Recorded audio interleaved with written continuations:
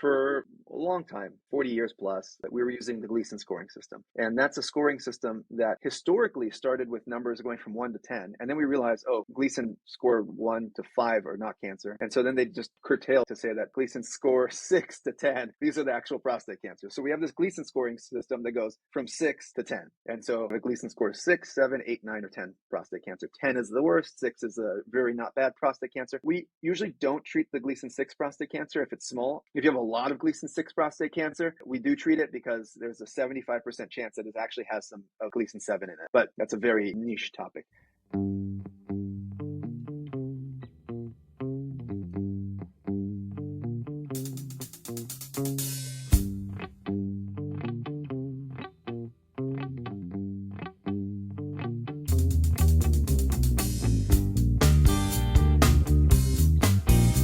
The Man Up Podcast, a doctor's guide to men's health.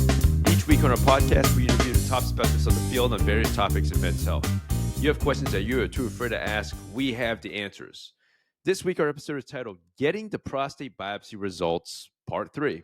I'm Dr. Kevin Chun. I'm joined as always with my co-host, Dr. Justin Dubin. Justin, I think this is our fourth take of an intro. We rarely ever do it this many times, huh?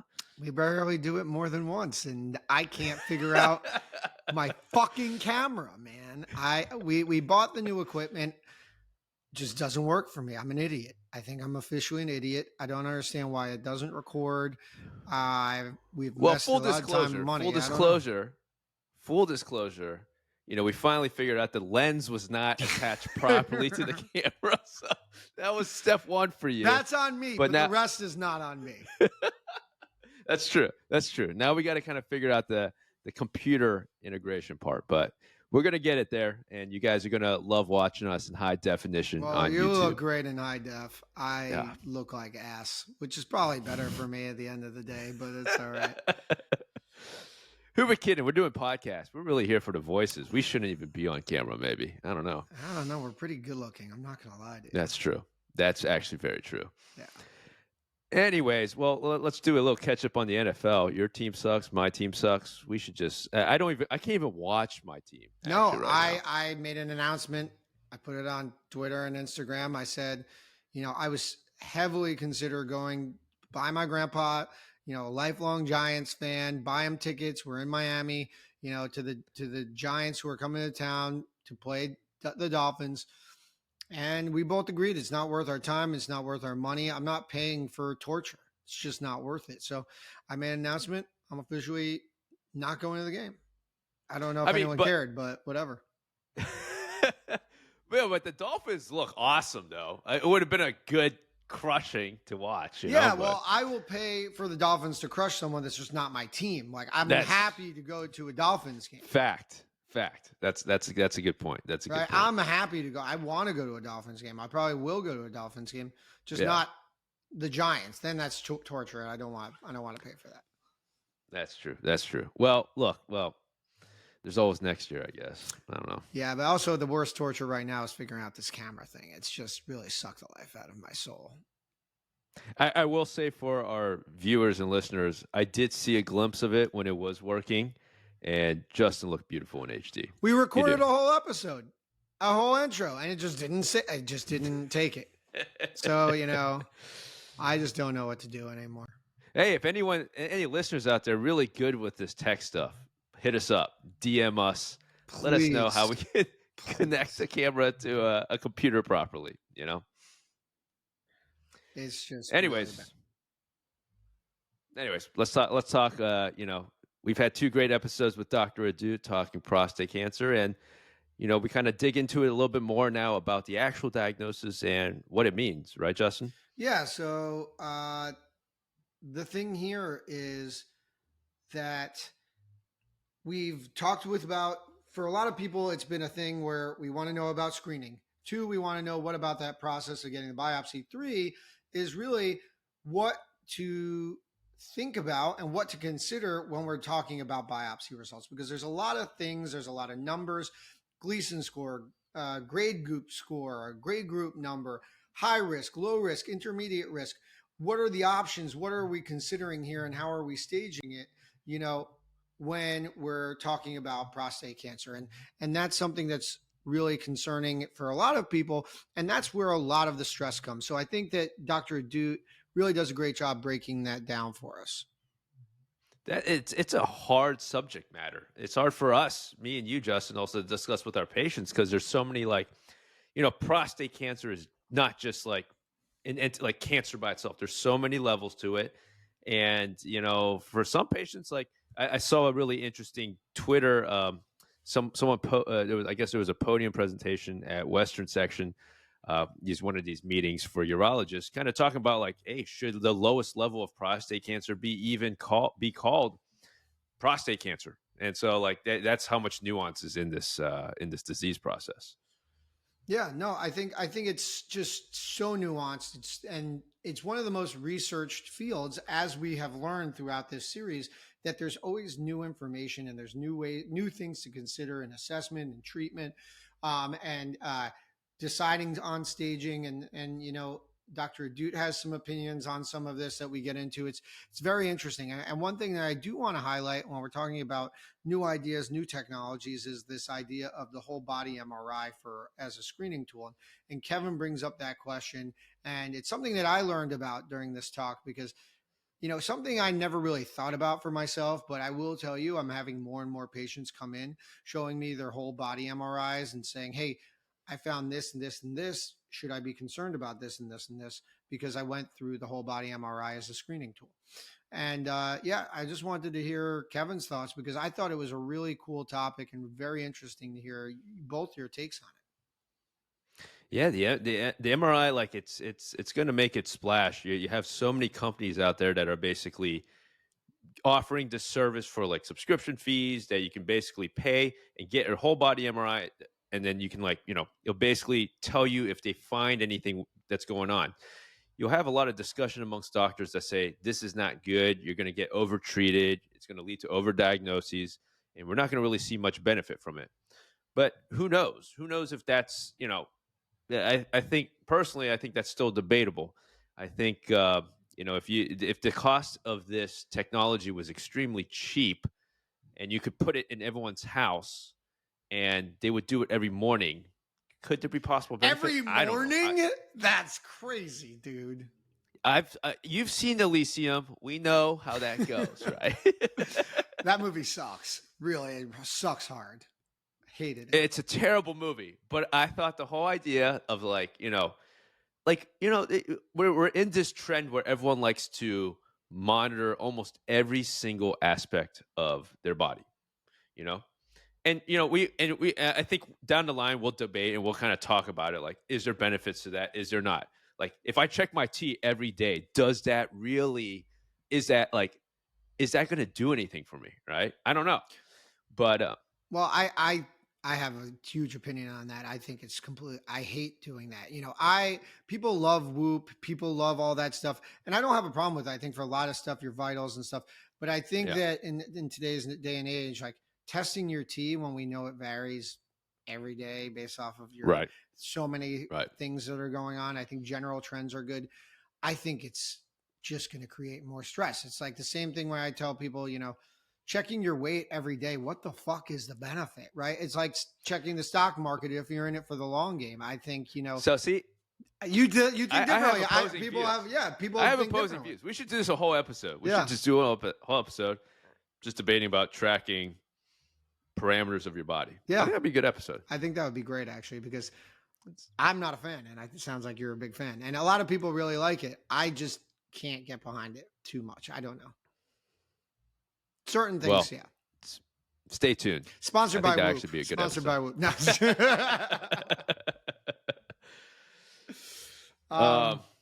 But yeah, no, I think at the end of the day, this is the last part of our series. I thought it's really, really informative.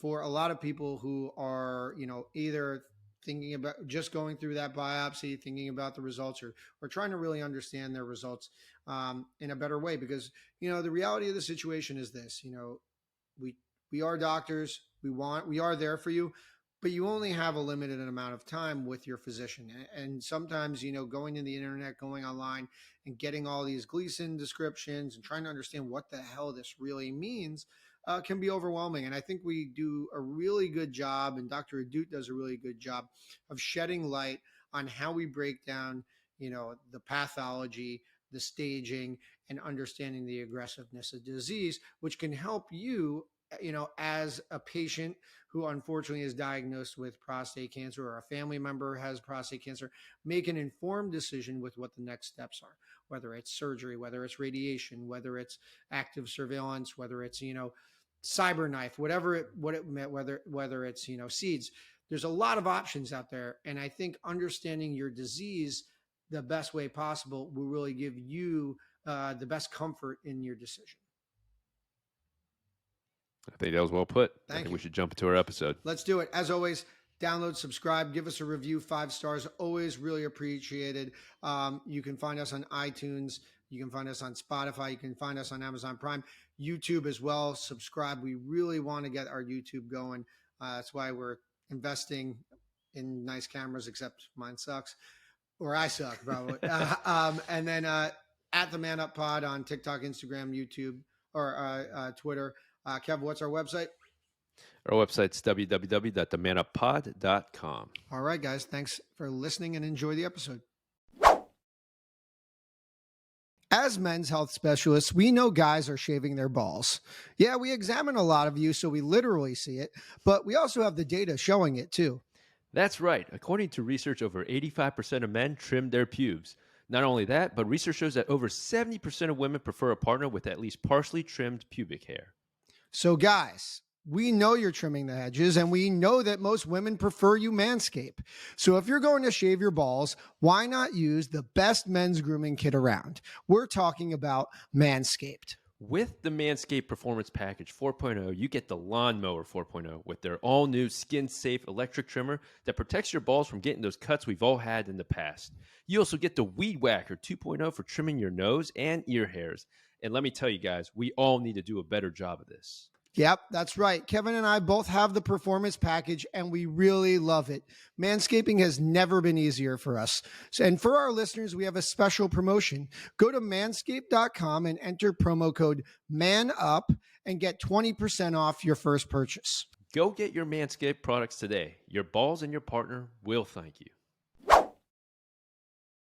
We've kind of got a good grasp of the different biopsies. We've talked about, MRI as well, MRI guided biopsy.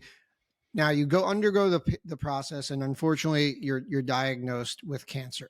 And I think there's a lot of different layers to explaining prostate cancer and the diagnosis. I think we need to start off with the Gleason scoring, or the grade group scoring as it's now called. Can you kind of just break that down for us and our listeners? Yeah. So for a long time, 40 years plus, we were using the Gleason scoring system.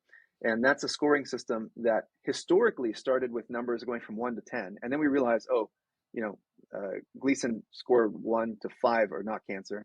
And so then they just curtailed it to say that Gleason score 6 to 10. Yeah. These are the actual prostate cancers. So we have this Gleason scoring system that goes from 6 to 10. And so you can have a Gleason score 6, 7, 8, 9, or 10 prostate cancer. 10 is the worst. 6 is a very not bad prostate cancer. And we usually don't treat the Gleason 6 prostate cancer if it's small. There's so much nuance. But if you have a lot of Gleason 6 prostate cancer, we do treat it because there's a 75% chance that it actually has some of the Gleason 7 in it. But that's a very niche topic. But what we found is in the Gleason 7 group, there are actually kind of differences. There's like 2 groups there. There's a group in there that has lower risk than the other group, and that's by the proportion of how much bad cancer there is in that group.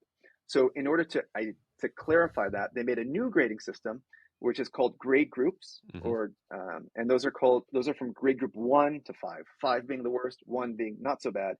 And grade group 1 is Gleason 6, equivalent to Gleason 6.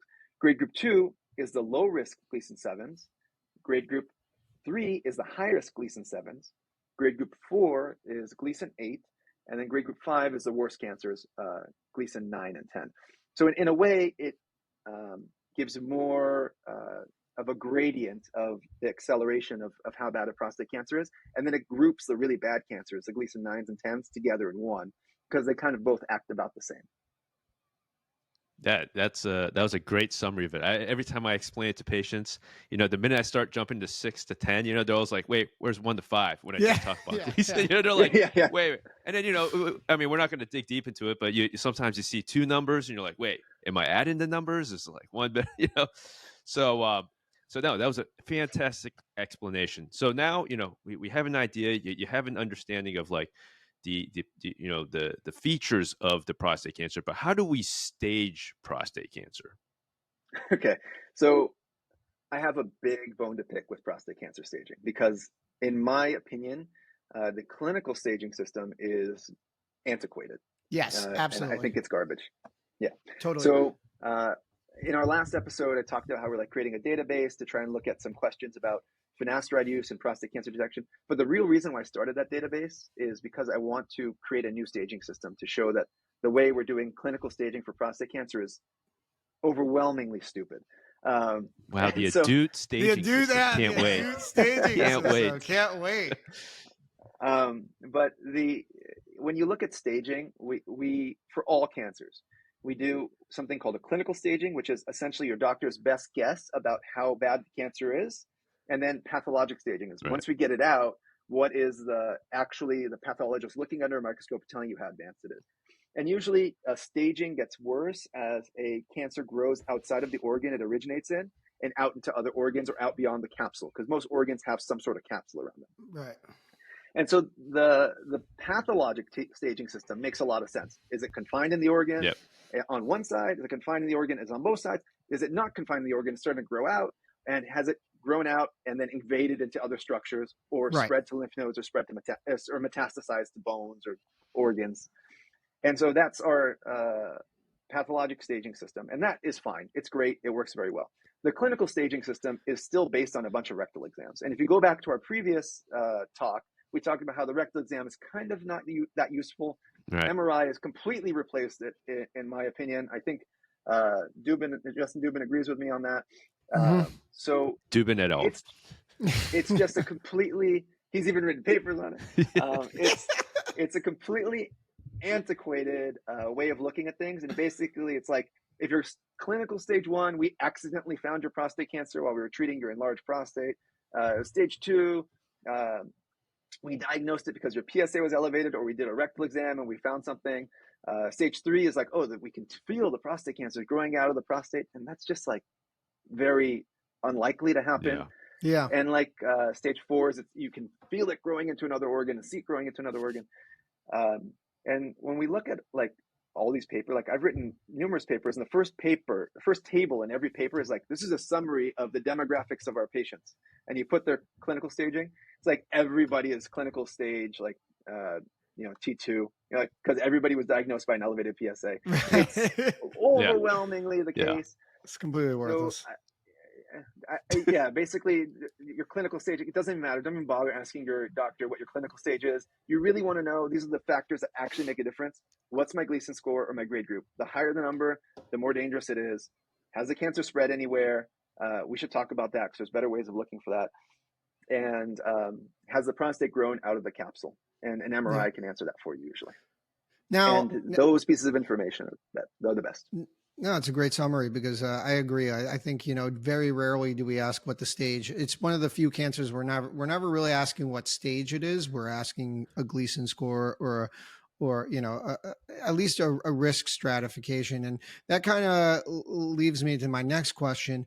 Can you kind of, risk stratification of prostate cancer is not only dependent, obviously, on your biopsy. There's other factors involved, PSA score and, other things. Now, can you break down the different prostate cancer risk groups and the implications of each? What do you mean by risk groups? Like, there's the, high risk, low risk, intermediate, favorable. Intermediate risk. Yeah. Favorable, non-favorable, where you don't even to use those anymore. I don't like to use it. There's the risk stratification that he's also staging. working on too. The reason I don't like to use them is they're heavily influenced by PSA level. Right. And PSA level is remarkably influenced by the size of your prostate. So, you can have, I literally have patients in my care who have a PSA of 20 with no prostate cancer. And I tell them they're good. And they're like, my PSA is 20. No, you just have a Yeah. huge Yeah. prostate. And when we correct for your prostate and do a calculation of your PSA density or how high your prostate is for the It's size normal. of your prostate, it's all good. I literally last week did a surgery on a guy who had a prostate that was 1,000 grams.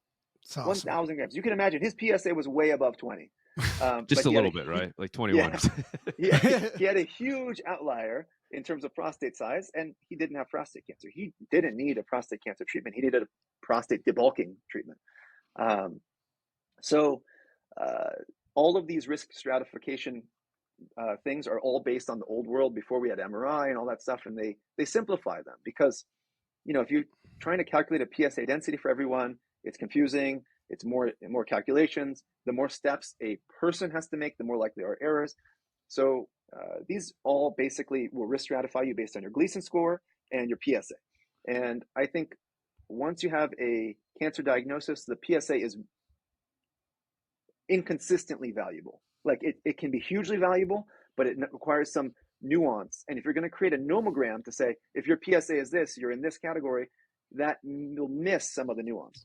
I think that's fair, but I just want to interrupt you quickly because I think that there's two different ways to look at the PSA, though. That you mentioned the PSA in terms of levels before the diagnosis of cancer, but there's got to be data saying, you have a PSA of 50 with a diagnosis of cancer versus a PSA of 6 for a diagnosis of cancer. Right. There has to be a different in risk. It has to signify the risk of metastasis or spreading outside, right? Like we've all seen that patient where you go, okay, this guy's got a PSA of, 100. Obviously it doesn't happen a lot, but PSA of 100, we're going to biopsy him and we assume he probably has metastatic disease, So, I mean, there is definitely some kind of factor here, right? Of course. They wouldn't make these guidelines if it wasn't there. So I'm sorry if I gave the false impression. I'm just saying if we're trying to do something like really personalized, it's not the best. But generally, as your PSA goes up, the risk, it's almost, for the majority of people, as your PSA goes up, your risk of having prostate cancer goes up. Bar not, like that's a fact. As your PSA goes up further, your risk of metastasis goes up.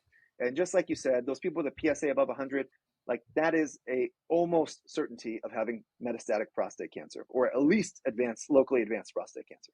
Even above 50, it's very, very likely. Even above 20 is very high. So please don't misinterpret what I'm saying. If you have like a PSA of 4 and just assume that you're safe. What I'm saying is or a PSA of 6 and you're like, oh, well, the doctor said sometimes people have PSA of 20 don't have cancer. Absolutely not. The vast majority of the time, there is actually cancer there. But that won't be the best way to stage it. The Gleason score is your biggest risk factor. So How I high think that Justin, is, that's your biggest. I think what Justin was asking was about like Justin was asking about the NCCN, like correct biopsy, like their risk stratification. You know how like basically like guidance on like, like, well, if you're in the very low risk group, active surveillance could be a very good is almost correct. Should be the option for you. Yeah. Moving on to like, very high where you have diagnosed like Gleason 9, 10 or grade group 5. So let's break it down into like what really matters. If you have a prostate biopsy and they find very few cores of Gleason 6 prostate cancer, lowest risk prostate cancer, so 4 or fewer cores, or fewer than 4 cores, I should say, you are probably a candidate for active surveillance as long as your PSA is not very high. And different guidelines will say different things, but generally, if your PSA is less than 10 for the purpose of this podcast and you only have Gleason 6 prostate cancer, you are probably one of those people who can safely go on active surveillance.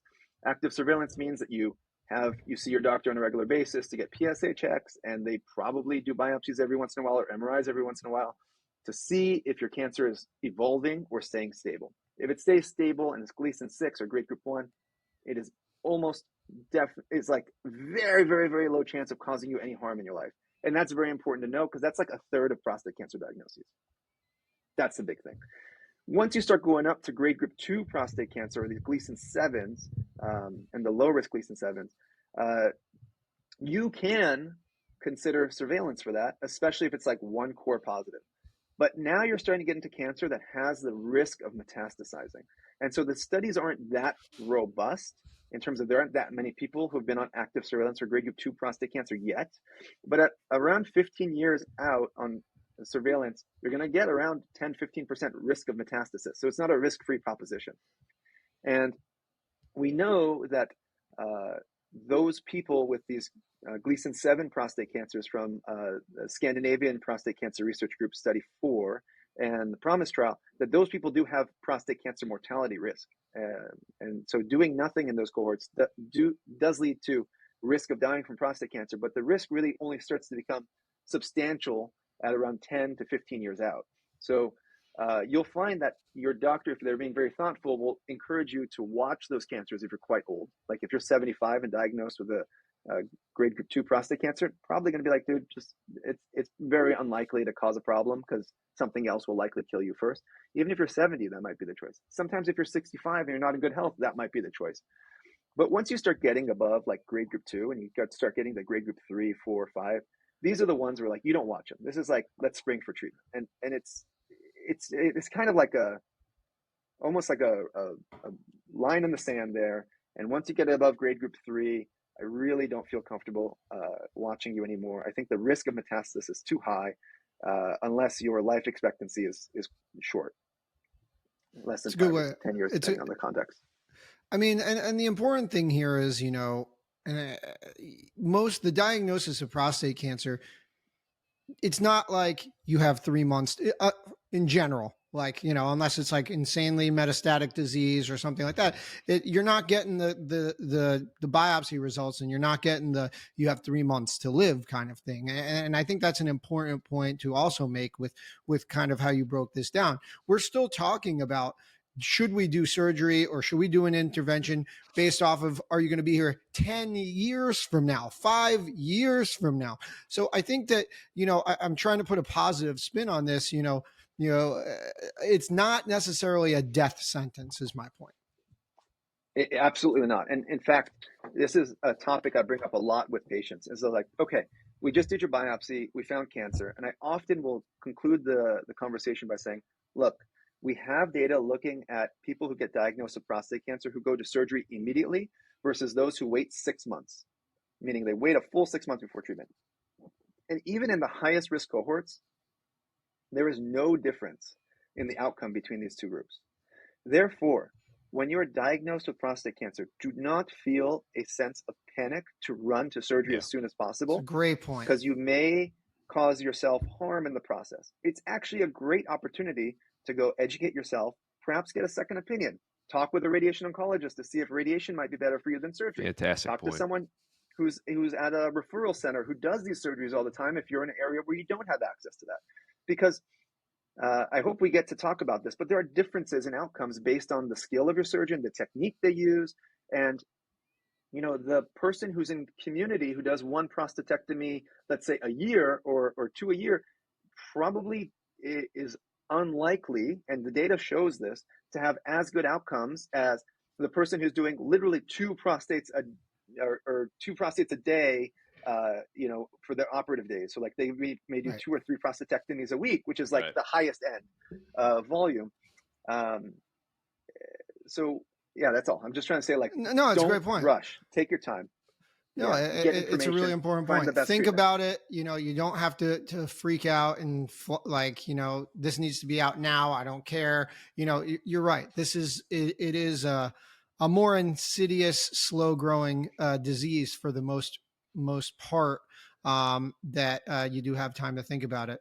I feel like, hold on, I gotta say, if you were diagnosed with metastatic prostate cancer, different story. Then that's the time where you should go straight to treatment. But if you're one of these people, your PSA is like under 15, and you were diagnosed with prostate cancer, that's PSA of 15 is very high. Don't get me wrong, but usually that's reflective of localized disease, and that's the context in which you have time. Sorry to interrupt, but I felt like I had to make that like sort of public service announcement. It's an important point.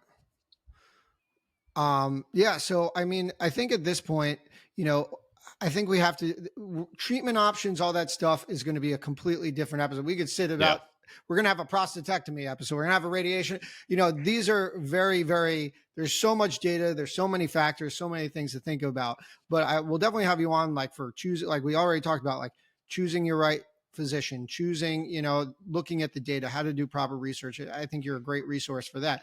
But I asked you this question with regards to, you know, the screening process and deciding whether to move on with the prostate biopsy. And I'm going to ask you the same question here. You know, so you get a biopsy results, you have cancer, and you are worried about whether I'm at higher risk for metastatic disease, or whether I should do radiation or with ADT, or whether I should just get a prostatectomy. Are there any additional tests that you like to use or you recommend before deciding on, you know, the treatment option for your patients, whether it's even staying on active surveillance or not?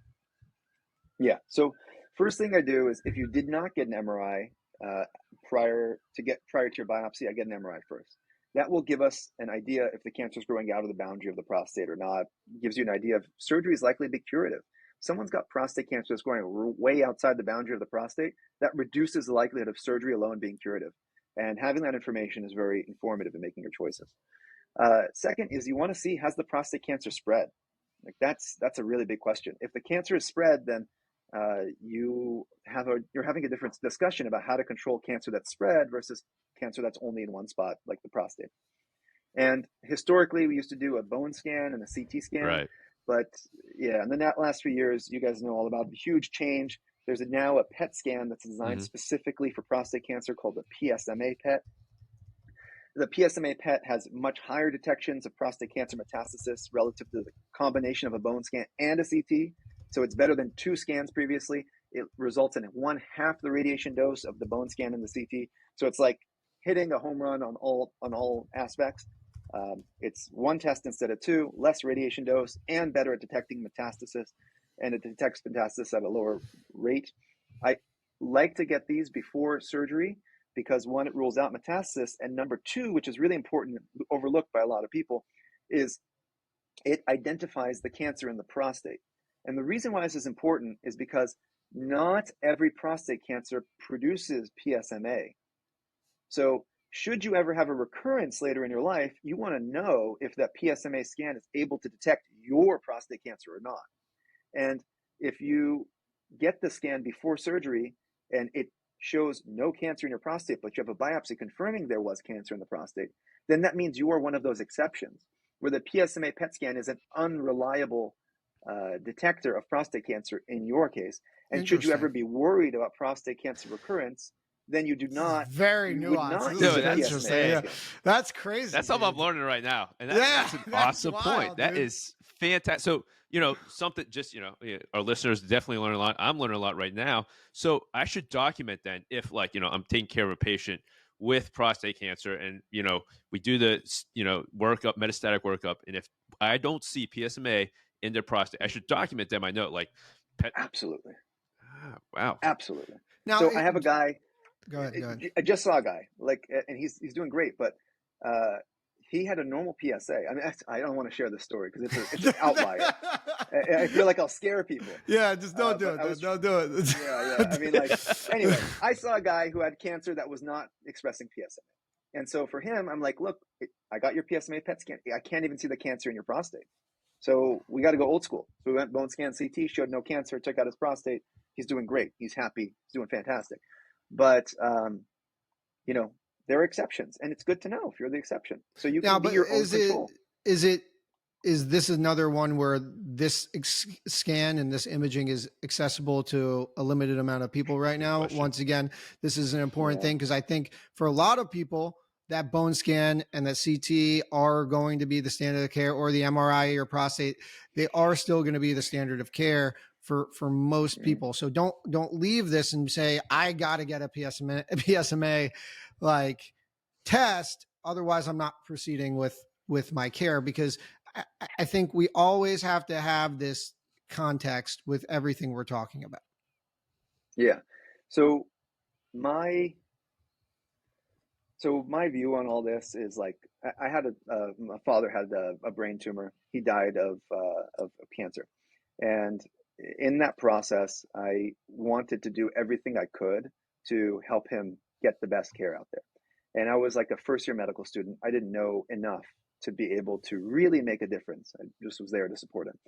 So what I'm trying to do is educate people so that they know what the optimal options are. And if you have access to optimal options, sure, take it. If you don't have access to optimal options, take the best of what you have access to and take care of yourself. Because for many decades, and currently now, the overwhelming majority of people are getting was probably not the optimal treatment, frankly. But as you educate people, the demand from the consumer starts to influence the healthcare system. And I believe that the net effect of what I'm doing is improving the world, but it will be gradual. And so to like support what you're saying, absolutely, you should take what resources you can get access to and still advance your care. And if it means that you have to get the older technologies, okay, that's fine. Take the older technologies. But if you're trying and have the resources and you're able to access better care, I'm just trying to educate you that there are little incremental steps, and these incremental steps stack on top of each other to make you have a better outcome than the average. And so how do we just move this needle? That's what we're doing. I wasn't shitting on you. I in any way. I mean, I just want to make that sure. I think what you're saying is incredibly important and accurate. But I just always want to. I'm trying to just give a little bit of context, and you're 100% right. If I can get that, and I'm sure Kevin's the same way. If I can get that, I'm gonna get it, like 100%, 1,000%. Yeah, but don't entrench yourself and be like, if I'm not getting this, I'm doing nothing. I'm gonna just die from prostate cancer. That's not smart. And also, don't bankrupt yourself. Like if you're, I don't know, in a developing country where they don't have access to these, and you're insistent on flying from, let's say, Bangladesh to the United States to get your PSMA PET scan, and that's going to cost a lot of money. It may not be wise either. I mean, we're talking about improving things like a little bit at a time. So yeah, and that's the realities of healthcare, right? There's a cost, and then that's something that as physicians sometimes we sometimes it's hard for us because our laser focus is to get you better with whatever the best things that we can. Yep. Yeah. But yeah, costs can come in, and hopefully as what Mike's doing. As we keep pushing and trying to establish things as standards of care, they'll bring costs down and, make them, once they're standard of care, they'll be covered. Right. And so, yeah, let's be honest. There is not enough capacity currently in the world to do the number of PSMA PET scans that we need to do. It's true. It's true. It is a fact. We just don't have the capacity. We don't have enough PSMA PET tracer. It's just, we're not there yet. In Los Angeles, where we are, right? Very developed, one of the biggest cities in the world. Lots of it is a little resources. bit developed. Yeah, it's pretty developed. Yeah, the wait to get a PSMA PET scan is like at least a month. Yeah. So it's true, and you shouldn't be freaking out about it, though. According to you, no, you have time. Yeah, people do freak out, but the evidence is like you have time. Prostate cancer generally evolves very slowly. By the time your doctor diagnoses your prostate cancer, almost universally, I would say the prostate cancer has probably been present for greater than 5 years to get to a point where your PSA is high enough that's detectable. So within the context of 5 years, an extra 4 months till diagnosis to treatment is not a statistically significant amount of time to increase your metastasis rate substantially or measurably. All right. So Justin, we still have time for one more question. I have something on my head. Go for it. That I want to ask, and I just wanted it to be on here. So one thing that I personally am really interested in, and I know it gets talked a lot about on Twitter, is these new startups that are coming out with whole body MRI scans. I'm very interested.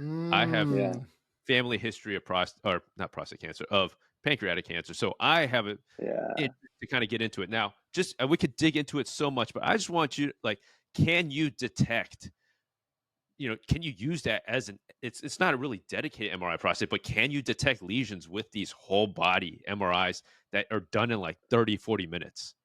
Yeah, you can. They're not as good. So when you do a dedicated prostate MRI, you're getting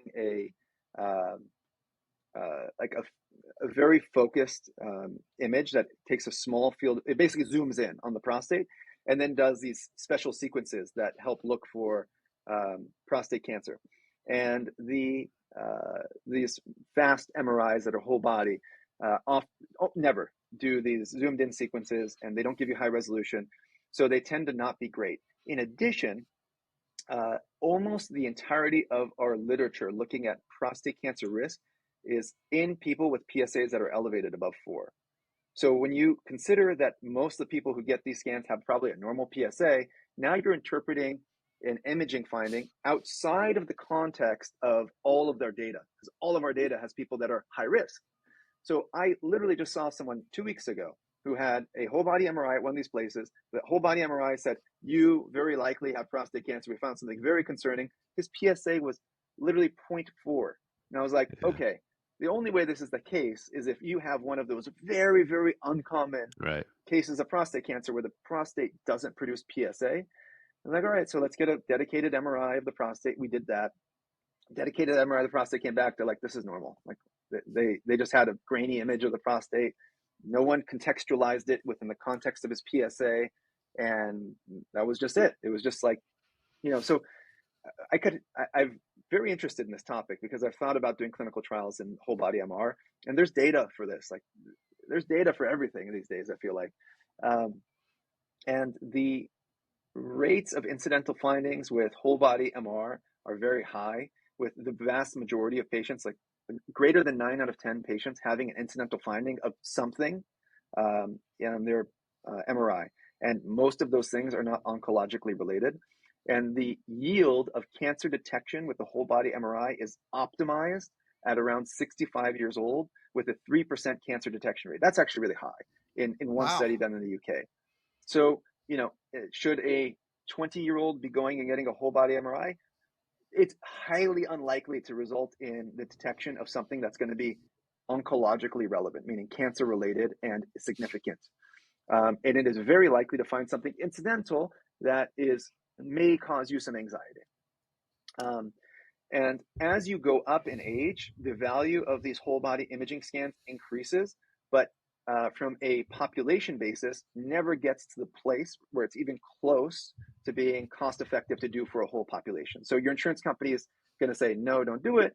But there is a chance that this can find a cancer early and be helpful. But basically, if you were to do it for a whole population, it wouldn't be worth it. But if you have the means to do it, yeah, there's a small chance it will be beneficial, but especially as you get above 55. Right, but not until you're older. Like so you, me, Kevin, we're youths. Mm-hmm. We should not be getting the whole body MRI, according to you. So, yeah, and the real problem with all these companies is that they're not really run by physicians who are thinking about contextualizing these imaging within medical science. So, like, I've thought about doing one of these, for example, but I would do it sort of right. I would get a surgeon who specializes, a GI surgeon who specializes in GI cancers. You have me to specialize in urologic cancers. So you have you'd probably have the person see a dermatologist to get assessment for skin cancer, because that's the number one non-organ based, like non-solid organ cancer, and probably get a neurologist for all these incidental findings, so that what comes up is a interpreted scan by experts. Yes. You can just be like, all right, this is what you got. This is the risk. We might have to delete this part of the episode because you just came up with a business promise. I've been doing this for a long time. I've been thinking about this for a long time. So yeah, there are pros and cons, like all things in medicine, and the trouble is there's inadequate education of the end user about what the pros, really what the cons are. Everyone talks about, oh, this is fantastic, but you need to balance everything out. All things have a balance, and when you're honest with people and you tell them the true pros and cons, I find that people are not surprised. They're like, oh yeah, of course there's a con to everything. And then it engenders a better relationship of trust, because you're like, hey, look, these are the shortcomings. And that's kind of what I try to do. Even if something doesn't go right, I'll tell someone, something didn't go right. This is why. And just the transparency will help build a relationship, even if something doesn't go right, because at least they know that the person who's helping them is honest and transparent. I think it's a great way to end it, man. That was very, very interesting, very, very insightful for both us. So, I think that's a great way to end it. Actually, wait, there's one other question. I'm sorry. Sure. This one was one that I really wanted to ask because we got really in depth with lifestyle for prostate cancer prevention.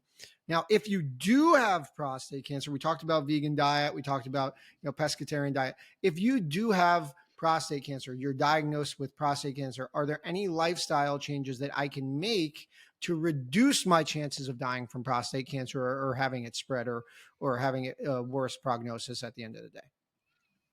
Yeah, there's actually evidence for this. And it's kind of surprising. So turns out that the vegans actually do better on this too. So there's a method here. And that's the biggest one. There's some weak evidence that like lycopene consumption may reduce the risk of progression of prostate cancer. There's some weak evidence that soy may be protective. There's some evidence that says it's not, but in net, it's like either a benefit or it's the same. So everybody thinks, oh, soy is bad for you. Soy is bad for you. No, soy is actually very good for you and may be protective for prostate cancer and breast cancer, like these hormone-sensitive cancers. It actually may be helpful. And actually exercise. So a lot of exercise results in improvements in outcomes in many ways. Cancer-specific mortality goes down. Rates of bone fractures tends to go down because your bone density stays higher. Quality of life is higher. And very importantly, like the mental component, like people's happiness and coping with their cancer is improved with exercise in many studies. Some studies say no, but it's either no effect or an effect. And when you get the net is no effect or an effect, you basically say it's probably helpful. I encourage it. It's also good to say that there's been a lot of studies looking at vitamin supplementation, like selenium, vitamin E, all these kinds of things don't seem to make a difference. Soy in some of these studies, I know I said it works in some, but in some it doesn't. So generally, if you're trying to optimize, trying to go a little bit more plant-based, try to go more whole foods, you're getting a lot more fruits and veggies, appears to be somewhat protective in exercising. That's really all you can do from the lifestyle perspective. Just kind of stay healthy. All right. Well, that's the ring on the end of the episode there. But I want to thank you again, Dr. Ahdoot, for coming on. This was awesome. We'll definitely be having you on for some more discussions with regards to prostate cancer and some other topics. Can you give us our listeners some information on where they can get more information on you and find you online? Sure. So at Twitter at Michael Ahdoot, MD. You could also find me on my cancer page, and all platforms on Michael Ahdoot, MD. And then also my YouTube channel is called Cancer Better. And there you'll find information where I kind of go into the scientific research that, is kind of paywalled for a lot of people, unfortunately. And I just walk you through it. And I say, hey, this is what the science shows. This is why this is better than this. And just help people understand it. Because I don't believe that this knowledge should be sort of paywalled, especially with something as important as cancer. It's a fantastic resource. We highly recommend all of our listeners go check it out and subscribe. It's really awesome. I send my patients there because I think it's a really great resource. And so we want to thank you again. To all our listeners, you can always find us on our socials at The Man Up Pod. You can download, subscribe on Spotify, iTunes, as well as Amazon. Give us a review. 5 stars is always appreciated. Kevin, what's our website? Our website is www.themanuppod.com. All right, for Kevin, Dr. Ahdoot, and I, thanks for listening. Until next time, have a good one.